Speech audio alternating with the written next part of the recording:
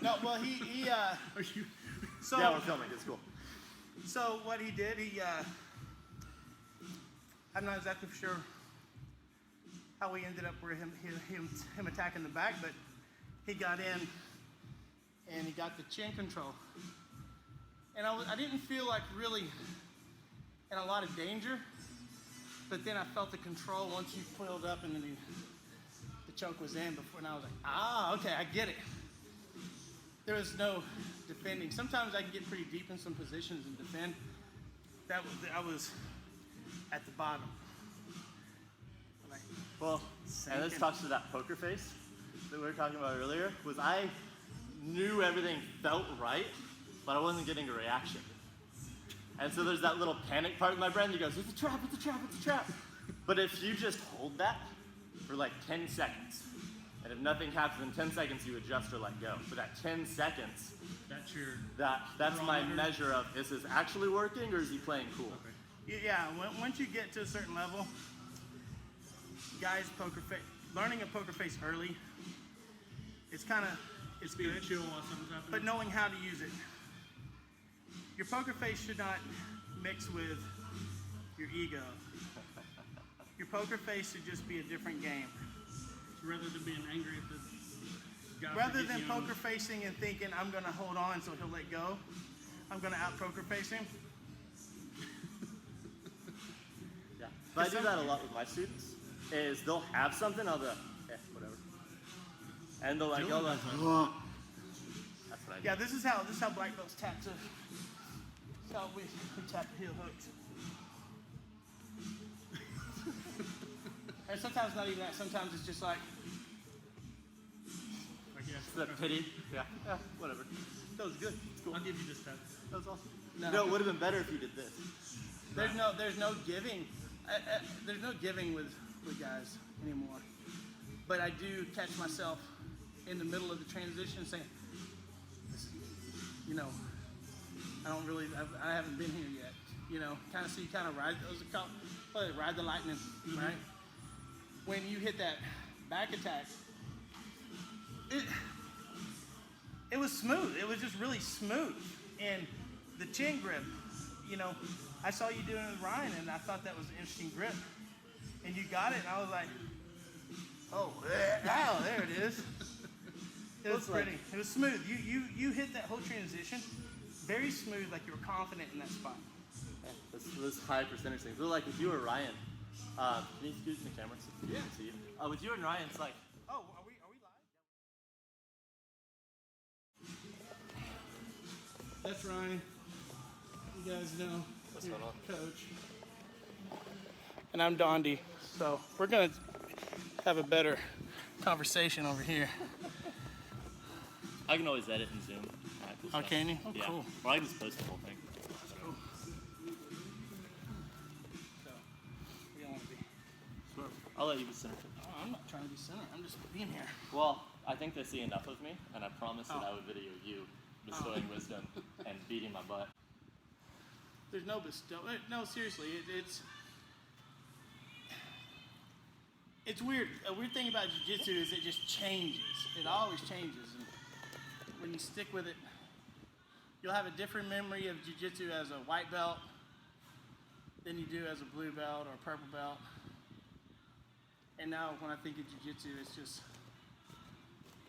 I feel like now I just always want to try to keep learning things, even the stuff I don't want to, like lapel guard. Yeah. Like you guys playing lapel guard and hitting the bolos and all that made me start wanting to play them more. Yeah.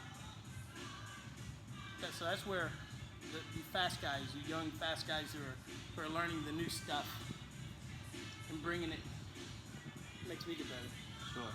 Well, one of the things, so I actually I asked people what they wanted to see in this, and one of the things that caught my attention was they wanted to see what it was like at a higher level learning things. I think they wanted to see me embrace the same struggle that they do when they're first starting. I think, and this is me, I think it's a little bit different because we know how jiu-jitsu works. And so the struggle is then, at least for me, putting in the work and taking it to the next level, kind of mastering that moveset instead of struggling to kind of recognize what things are. Also, I think the learning process is different. Is kind of what I'm getting at. Yeah, it's definitely much different the higher rank you are. I know. Is that what you're talking about? Like Yeah. as black belt, you learn differently by. You know, Right. like a white Brown. belt's just a blank canvas. Yeah, We know because like nothing. white belt, We know nothing. it's like Yeah. Ryan is a white belt. You have how many stripes you have now? 3 stripes. He's one of my 3-stripe white belts. He's pretty intense. And the thing about learning as a white belt, Ryan, what do you think the most frustrating part as a white belt is? Especially, how old are you? 36. So 36-year-old white belt. The most frustrating thing is not knowing. So you guys start to tell us a move, and in your head you know the background of the move. sure, I know nothing. Nothing. right, So I'm starting from zero, where some of the other guys are starting further and further and further. yeah. But that's where good coaching and good teammates come in. Yeah, and well, like what I remember, even as a blue belt, was I remember a lot of times when I was learning jiu-jitsu, it was almost like hitting my head into a wall, Right. just repeatedly. It's just like throwing myself into something, and it either works or it doesn't. If it doesn't work, it hurts, and it sucks. And if it does work, you're like, awesome, but I don't know exactly why it worked. I just know that in this circumstance, one it time it worked, worked, and I'm yeah. gonna try it again. And then we kind of have a move evolution of I just keep trying what works, and if it doesn't work, then I change it slightly. That's what I've been doing. I Yeah. focused on 2 moves, 2 submissions, 1 pass, and defense. And that's all I ever focused on for the first 6 to 8 months. Just those few things. Get good at it. And now y'all are teaching me to chain it to this and chain it to that. And That- move here and move there. I think a lot of you kind of really started hitting the nail on the head with what you were just saying. A lot of times when you're especially when you're new. I remember when I first started jiu-jitsu, it's like you learn a couple of moves. It's like your coach is there. He puts, okay, this is jiu-jitsu, right? Here's a 100-piece puzzle. He dumps it out, and then your coach helps you put some pieces together, and then pretty soon you have the corner sections together, and then big chunks. And right when you think, oh, I've got my 100-piece puzzle almost finished. I'm almost about to be a blue belt. Then we back a big dump truck. We run over that little puzzle, and we dump about another 10,000 pieces on top of it, or maybe a million, Yeah. and say, all right, let's do it all over again. So it's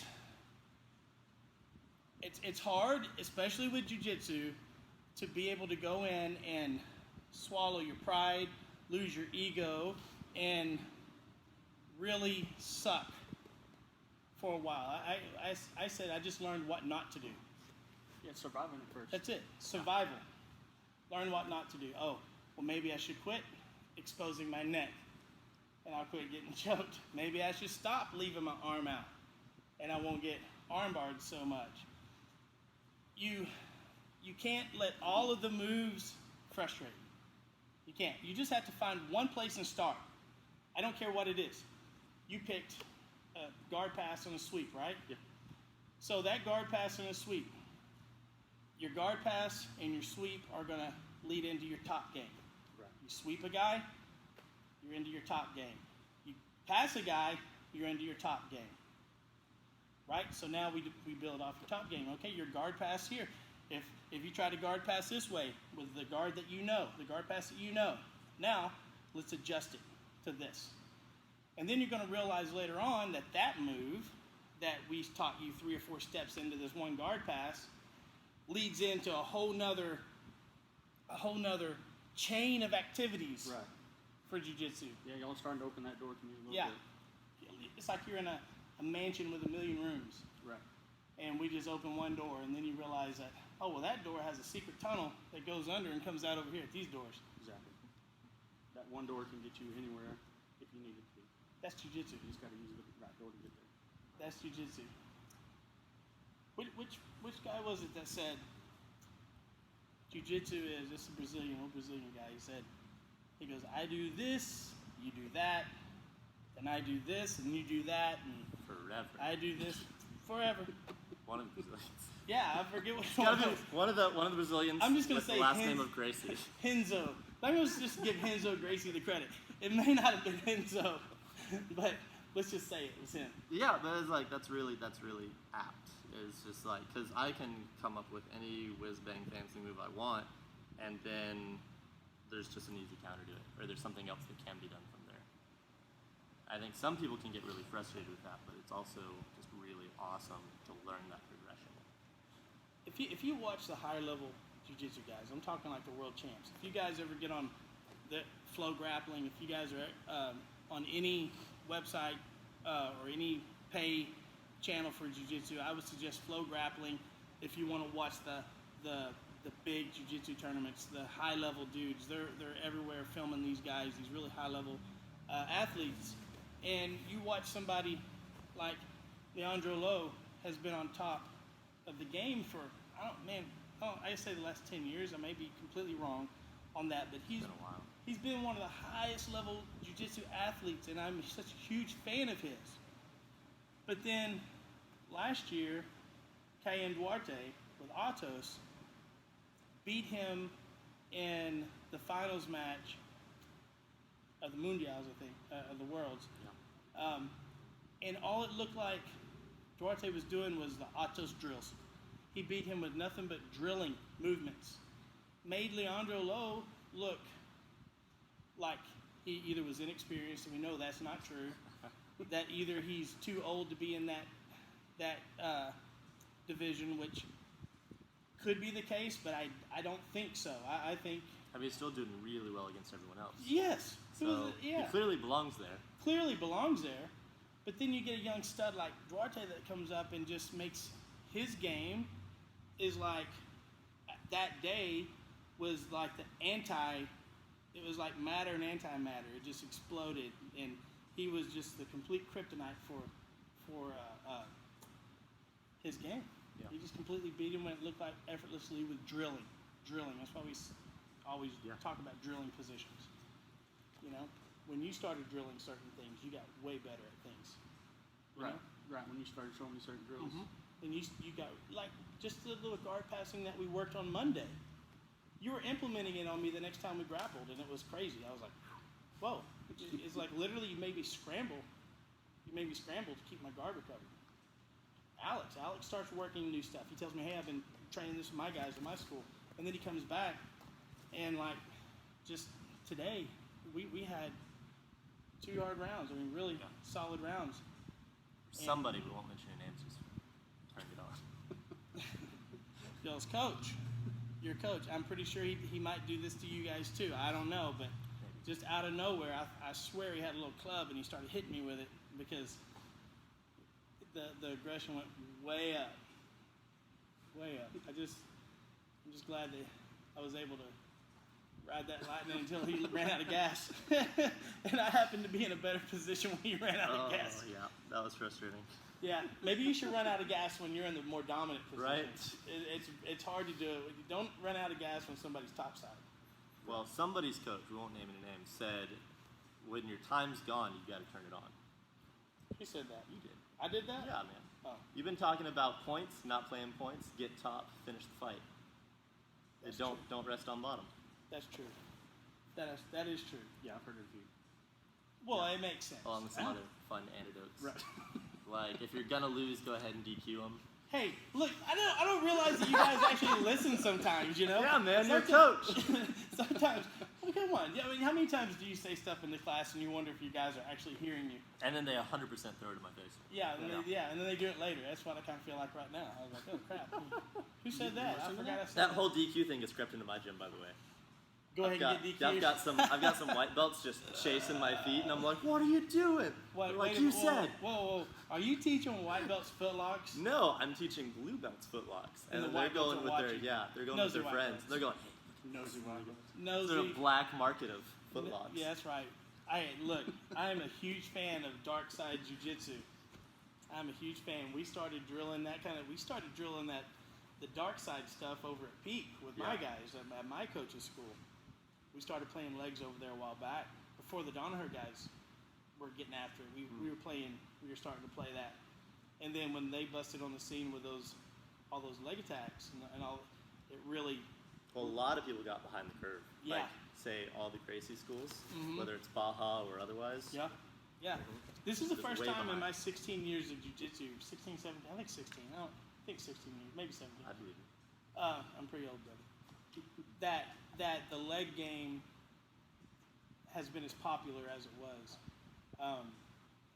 and you know, people don't give Dean Lister the credit that he deserves, I think, for the leg game, because back in the day when I first started, he was attacking legs, and the Brazilians, a lot of the Brazilians were pretty down on him about it, like, why are you attacking legs? And his whole theory was, I don't know if it's his theory, but I heard him say it was like, why would you ignore 50% of the body? Right.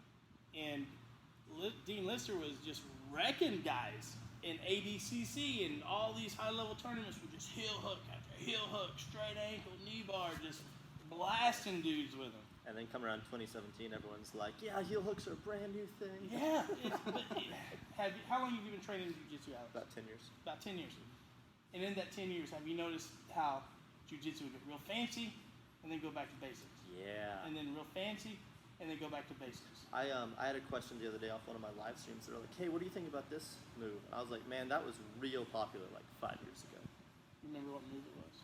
It was like a position that he was talking about. And he was like, some people like it and some people hate it. I said, I think what happens is we all agree that we really like a move, and then everyone starts working on how to stop that move or defend that move.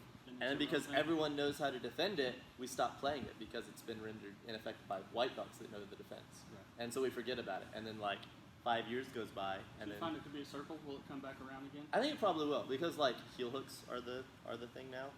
And now so many people are.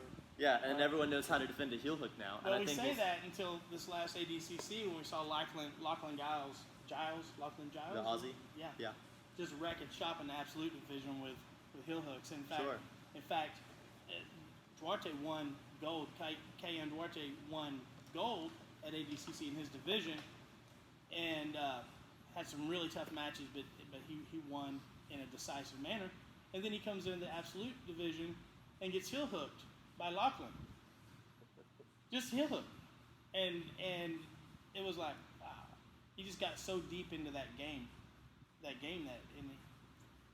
it really shut him down. And Lachlan defeated some pretty solid dudes. He lost to his teammate, Gordon Ryan. Yeah.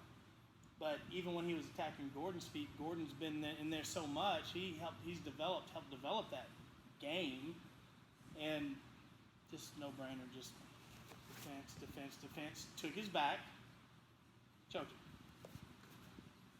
2 leg lockers, and he finishes him with a choke off the back. That shows you how dominant the back position is. Right. That's attacking the back. Once you just in that last match, when you got to that, when you literally got into that position to where you were locked on, and you were, it's like